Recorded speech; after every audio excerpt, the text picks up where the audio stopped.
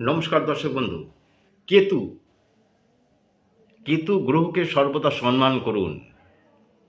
রাহু ধরলে নিস্তার পাওয়া যায়, কেতু ধরলে কিন্তু নিস্তার পাওয়া যায় না সহসা।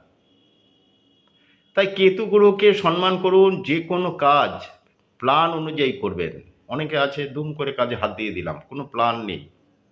তা সুতরাং প্ল্যান নিয়ে কাজ করুন। আর কি না, আপনার ঘরে মেঝে বা টাইলস বা জানলা দরজা যেগুলো আছে, জানলা কাচের জানলা যেগুলো যদি ফাটা বা চির না থাকে, যদি থাকে, আজ করছি কাল করছি করবেন না, পরিবর্তন করার চেষ্টা করুন বা পাল্টে দেওয়ার চেষ্টা করুন। অনেক সময় দেখা যায় যে কল থেকে টপ টপ টপ টপ করে ফোঁটা ফোঁটা ফোঁটা ফোঁটা জল পড়ছে। যদি সম্ভব হয় খুব খুব দ্রুত ওটা পরিবর্তন করুন। আর কি না, নিজের কাজে মগ্ন থাকুন। কখনোই পরে নিন্দা কখনোই করবেন না। দেখুন কেতু গ্রহ সবসময় আপনাদের ভালো ফল দিতে বাধ্য থাকবে। নমস্কার।